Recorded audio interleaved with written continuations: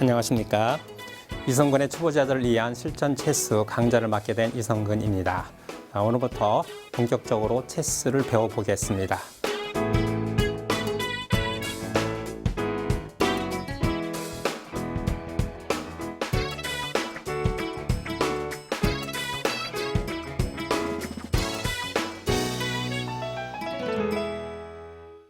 먼저 체스의 보도와 구성에 대해서 알아보겠습니다. 앞에 보이는 체스 보드라고 그러는데요. 체스 보드의 구성에 대해서 알아보겠습니다. 체스 보드의 구성은 가로가 8칸, 세로가 8칸으로 구성되어 있고요. 밝은 칸이 32칸, 어두운 칸이 32칸, 총 64칸으로 구성되어 있습니다. 체스판을 자세하게 살펴보게 되면 이 대각선인데요. 대각선은 밝은 색은 밝은 색끼리, 어두운 색은 어두운 색끼리 연결되어 있다는 것을 알 수가 있습니다. 그러면 체스 보드의 각 칸마다 기호가 있는데 그 기호에 대해서 알아보겠습니다. 이 세로를 A 파일이라고 그러는데요. A 파일, 가로를 랭크라고 부릅니다. 그래서 세로와 가로가 마주치는 점이 있습니다. 이 자리는 A1이라고 부르겠습니다. A1. 자, 이 자리는 뭘까요? B2라고 부르겠습니다. B2. 이 자리는 C3. 역시 이 자리는 D4라고 부르는데요. 이 64칸의 각 기호마다 64기호가 있습니다. 이것은 세계 체스 연맹에서 공통되게 통용되는 그런 기호가 되겠습니다. 자, 지금부터는 체스 피스에 대해서 알아보겠습니다. 체스 피스는 앞에 보이는 것 같이 총 6개의 기물로 구성되어 있습니다. 보게 되면 밝은색 기물과 어두운색 기물이라고 하는데요. 그냥 흑백이라고 표현을 하겠습니다. 먼저 이렇게 맨 위에 보이는 기물을 폰이라고 부릅니다. 폰의 기물은 총 8개로 구성되어 있습니다. 자, 그 다음으로 보이는 기물이 나이트인데요. 나이트가 모양이 말과 같이 생겼죠? 네, 맞습니다. 이 기물은 2개의 기물로 구성되어 있습니다. 다음에는 비숍이라고 그러는데요. 비숍도 2개의 기물로 구성되어 있고요. 다음은 룩이라고 부릅니다. 룩도 2개의 기물로 구성되어 있습니다.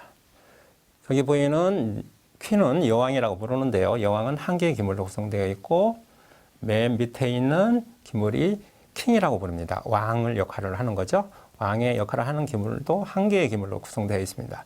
그래서 총 기물을 합쳐보게 되면 밝은색 기물이 16개, 어두운색 기물이 16개, 총 32개의 기물로서 체스 게임을 시작하게 되는 것입니다.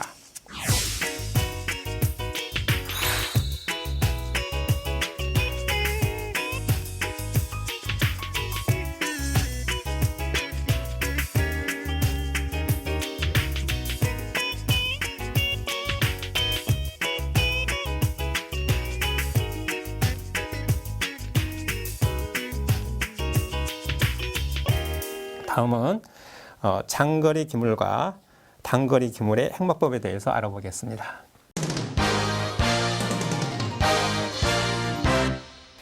여기에 보이는 기물이 비숍인데 비숍의 기물의 행마법에 대해서 배워보겠습니다. 비숍의 기물은 기호 표시를 B, 영어의 대문자 B를 사용하는데요. 비숍은 앞에 보이는 이 대각선 보이니까 대각선으로 움직입니다. 현재 칸이 밝은 색과 어두운 색이 있다고 그랬는데요. 밝은 색에 있는 비숍은 항상 밝은 칸으로만 이동을 해야 되겠습니다.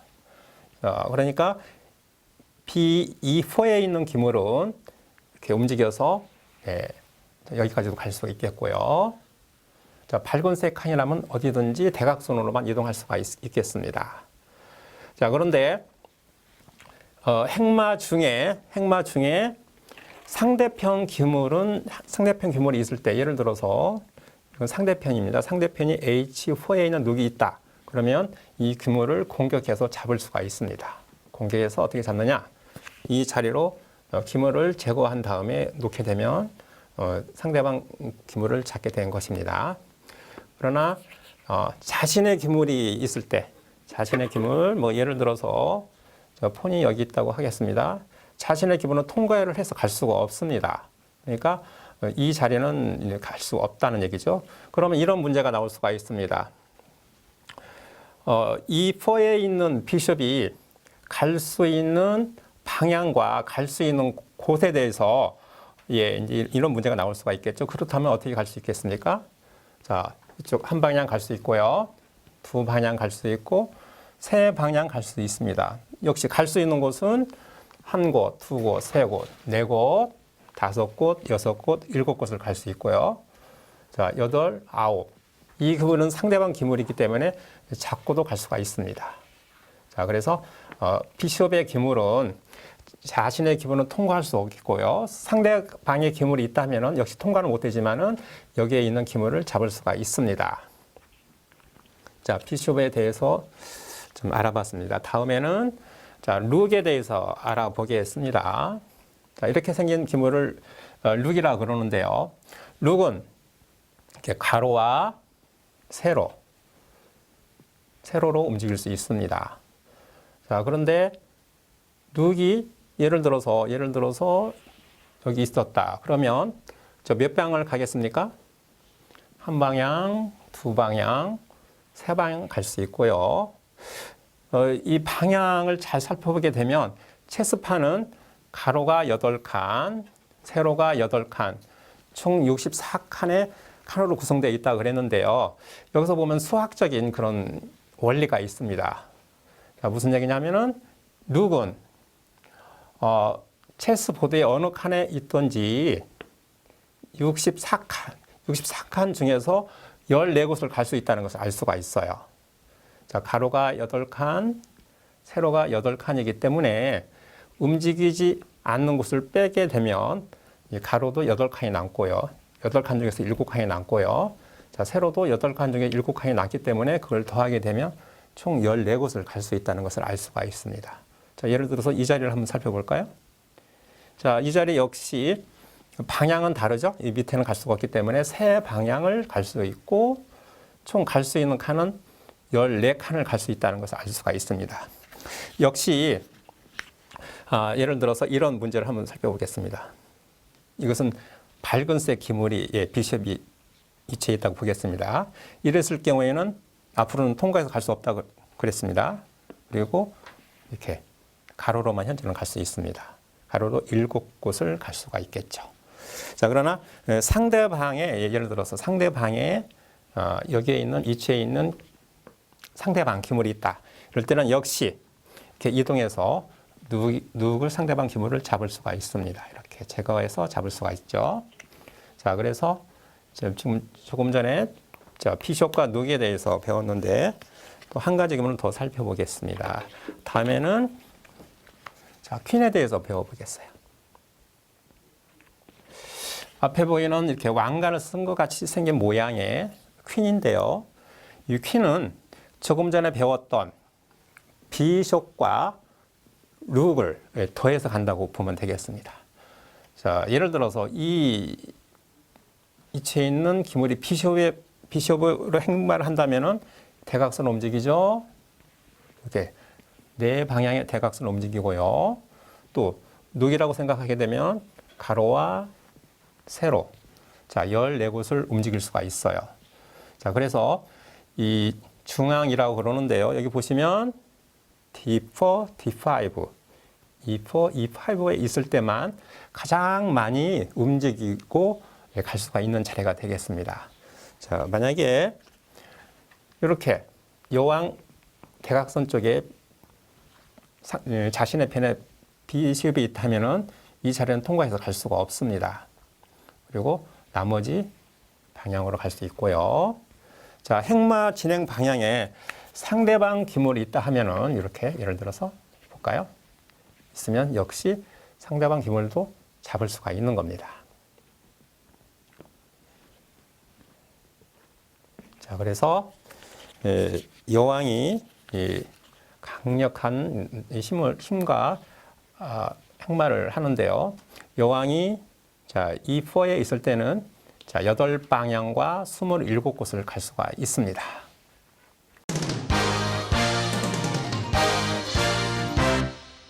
자, 다음에는 단거리 기물에 대해서 살펴보겠습니다. 자, 단거리 기물은 나이트, 폰, 킹이 있습니다. 자, 먼저 킹에 대해서 살펴보겠습니다. 킹의 기물을 잘 살펴보게 되면 이렇게 십자가 모양이 있습니다. 지금 여기 강자용 보드에도 십자가 모양이 있는데요. 십자가 모양에 있는 그런 기물을 킹이라고 부릅니다. 킹은 한 개밖에 없다 그랬죠. 자, 킹을 행마를 잘 살펴보게 되면 조금 전에 설명했던 여왕의 기물과 갈 수 있는 방향과 곳은 동일합니다. 그렇지만 킹은 한 칸밖에 갈 수가 없어요. 자, 그렇다면 이런 문제가 나올 수 있겠죠. 킹이 이 4에 있을 때 갈 수 있는 방향과 곳이 몇 개일까 물어보게 되면 어떻습니까?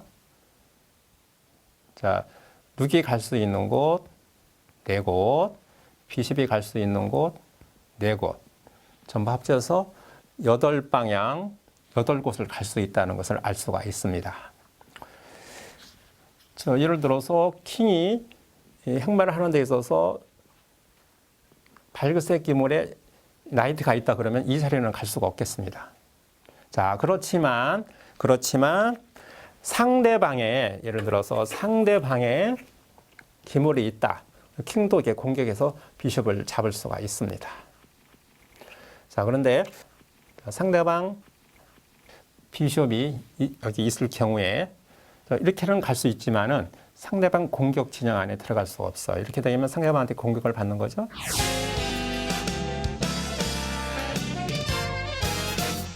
네, 다음에는 킹의 행마법에 대해서 더 자세하게 살펴보겠습니다. 자, 밝은색 킹과 어두운색 킹이 이렇게 서로 마주보고 있습니다. 킹은 조금 전에 상대방 공격 진영에 들어갈 수 없다고 그랬습니다. 그래서 킹은 한 칸을 간다 그랬는데요. 이렇게 서로 한 칸에 서로 대립해 있는 상태에서는 먼저 들어갈 수가 없게 됩니다. 공격 진영이 되겠죠. 공격 진영에 들어갈 수 없다는 것이 되겠습니다.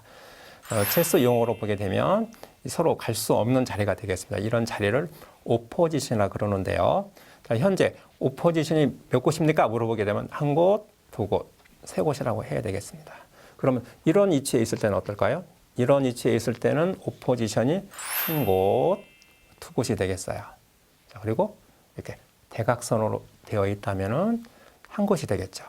자, 체스 게임을 할 때 예를 들어서 갈 수 없는 자리라고 했습니다. 갈 수 없는 자리는 갈 수 없는 행마라고 그래요. 갈 수 없는 행마 자리를 이렇게 먼저 갔을 때는 반칙이 되겠어요.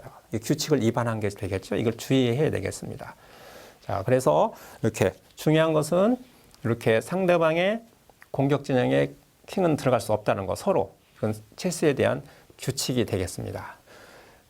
자, 그렇다면은 예를 들어서 킹이 이렇게 위치해 있을 때는 몇 방향 몇 곳을 갈까요? 한 방향, 두 방향, 세 방향, 네 방향, 다섯 방향 갈 수 있고 방향과 곳이 킹은 일치합니다. 킹의 행마법은 갈 수 있는 방향과 곳이 일치한다고 그랬습니다. 그러니까 네 방향, 다섯 곳을 갈 수가 있겠죠. 자, 체스 기물의 행마법에 대해서 좀 설명을 했는데요. 자, 체스 기물은 이 중앙에 있을 때 많이 움직이고 멀리 갈 수 있다는 것을 알 수가 있습니다. 이렇게 구석으로 가거나 이 변 쪽으로 갔을 때는 행마 범위가 줄어들겠죠. 네, 다음은 나이트 행마법에 대해서 살펴보겠습니다. 자, 나이트는 기호 표시를 N으로 시작한대요. 처음에 스페링상 K로 시작하지만 두 번째인 N자를 쓰게 되면 나이트 기호로 사용하겠습니다. 자, 여기에 있을 때는 어떻게 기호 표시를 하느냐면은 N, E4라고 부르겠습니다. E4에 있는 나이트는 어떻게 행마를 하냐면, 자, 나이트는 두 가지 행마를 동시에 합니다. 룩의 행마와 비숍의 행마. 또 다시 한번 말하면은 비숍은 한 칸은 직선으로, 한 칸은 대각선으로 움직이게 되겠습니다. 자, 여기에서 움직이게 된다면 현재 이 자리가 어디입니까? D6. 이 자리는 자, F6가 되겠습니다. 이 자리와 이 자리를 갈 수 있겠고요. 또 역시 옆으로도 움직일 수 있습니다. 자, 누계 행마 했죠? 그 다음에 비숍 행마. 여기서 다시 또 비숍 행마. 그래서 G5와 G3도 갈 수 있겠고요. 또 역시 밑으로도 내려갈 수가 있겠습니다. 누계 행마, 비숍의 행마. 그래서 이 자리 F2와 D2도 갈 수 있겠고, 또 역시 옆에서 자, 누계 행마, 비숍의 행마. 자, 그러면 C3와 C5도 갈 수 있다는 얘기가 되겠습니다. 좀 복잡한데요. 나이트가 좀 복잡한데 더 쉽게 설명하자 보면, 현재 밝은색 칸에 나이트가 되어 있죠. 자, 움직이게 되면은 반대 칸, 어두운 색으로 가게 된다는 것이죠. 자, 이렇게. 그래서 이렇게. 자, 근데 뭐 나이트 행마의 특징은 다른 기물에 비해서 다른 기물은 앞에 장애물이 있으면 갈 수가 없습니다. 그렇지만 나이트는 이렇게 장애물을 뛰어넘어서 이렇게 갈 수가 있습니다. 자, 밝은색 기물이든 어두운색 기물이든 앞에 장애물을 뛰어넘어서 갈 수 있다 그랬어요. 그래서 나이트는 초반전에 많이 활발하게 움직일 수가 있겠습니다. 자, 그런데 만약에 상대방 기물이 자, 나이트가 이동 방향의 목적지에 있을 때는 이렇게 잡을 수가 있습니다. 자, 북방향, 비숍 방향에서 여기 있는 자, 비숍을 잡을 수가 있습니다. 이렇게. 자, 그런데 이렇게 뭐 예를 들어서 앞에 상대방 비숍이 이렇게 장애물이 되어 있을 때도 역시 뛰어넘어서 갈 수 있다고 보겠습니다. 자, 지금은 행마법에 대해서 지금 배워보는 것이기 때문에 기물의 뭐 손해나 이득에 대해서는 이 다음 시간에 더 자세히 살펴보겠는데, 여기서 갈 수 있다는 것이 되겠습니다. 예를 들어서 가게 되면 물론 바로 잡히겠지만은 지금은 이렇게 갈 수 있다는 것에 대해서 배워보는 시간이 되겠습니다. 그래서 이 포에 있는 기물은 총 갈 수 있는 곳이 몇 곳이냐 물어보게 되면 몇 곳일까요? 총 8방향 8곳을 갈 수가 있어요. 자, 역시 나이트라는 기물은 행마하는 방향과 곳이 일치를 합니다. 자, 예를 들어서 변으로 가게 되면 행마할 수 있는 줄어드는데요. 자, 여기 있을 때는 자, 몇 방향 몇 곳을 갈 수 있을까요? 자, 이쪽으로 누계 행마, 비숍의 행마, 누계 행마, 비숍의 행마, 이 자리와 이 자리 총 4곳을 갈 수 있다는 것을 알 수가 있습니다. 그렇다면은 나이트가 맨 이렇게 구석에 있다. 자, 이 자리에 있을 때의 기호 비수를 NA8라 부르는데 NA8, 8이죠? 자, 이럴 때는 갈 수 있는 방향과 곳이 몇 곳일까요? 한 곳, 2곳이 되겠습니다. 자, 초보자들은 기물이 어느 곳으로 가는지, 몇 곳으로 가는지를 빨리 판단을 해야만이 체스 게임 할 때 이제 유리하게 더 계산을 잘 하겠죠. 네, 좋습니다.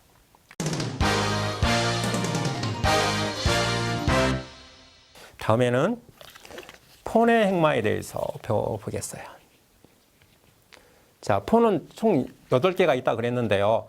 폰은 100은 2랭크, 흑은 7랭크에 배치를 하고 시작하는데요. 2랭크에 배치를 했기 때문에 현재 움직이지 않은 폰이 되겠습니다. 그래서 여기에 있는 폰을 자, E2에 있는 폰이라고 그럽니다.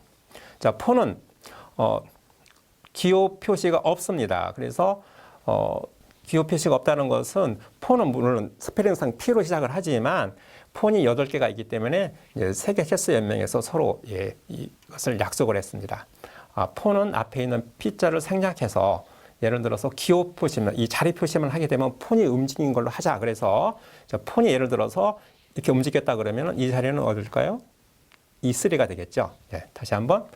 자, 폰은 움직이지 않은 폰은 처음에 한 칸을 가도 되고 2칸을 가도 되겠습니다.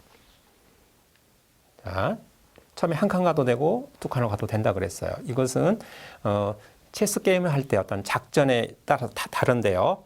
자, 여기서 예를 들어서 이렇게 여기도 갈 수 있겠죠. E2에서 E4로 바로 갈 수가 있습니다. 그런데 폰의 행방법상 상대방 기물을 잡을 때는 이렇게 자, 예를 들어서 자, 이렇게 있다고 봤을 때 움직이지 않은 폰이 이제 체스 게임 실전을 할 때 여기를 갈 수도 있겠고 여기를 갈 수 있겠고 아니면은 잡을 수도 있습니다.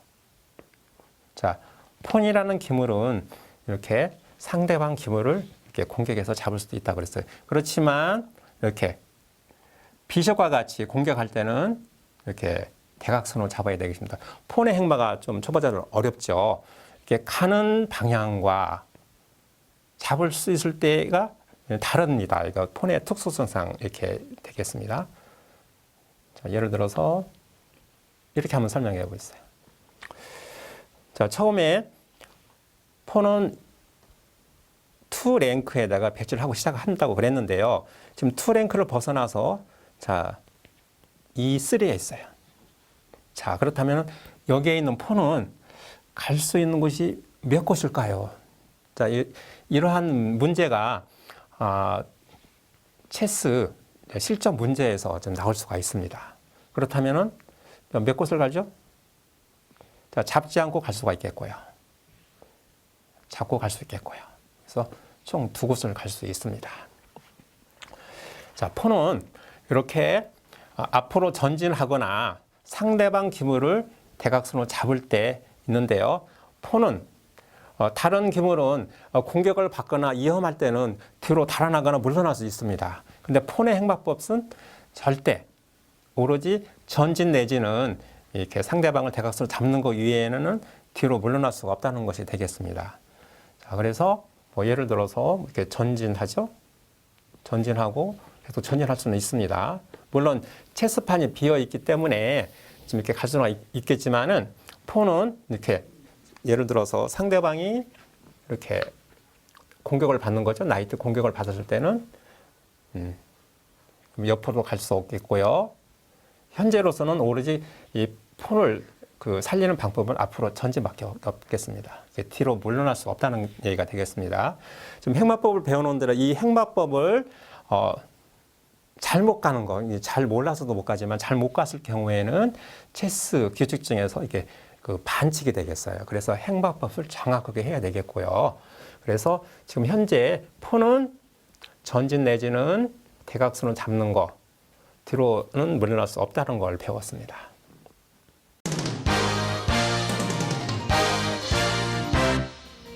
여러분 어떻습니까? 오늘 체스의 가장 기초적인 보도와 행마법에서 배워봤는데요. 자, 이 다음 시간을 잠시 예고를 하다 보면 조금 전에 배웠던 기물들의 가치와 기물의 역할에 대해서 더 자세하게 알아보는 걸 하겠습니다. 오늘 강좌는 이걸로 마치겠습니다.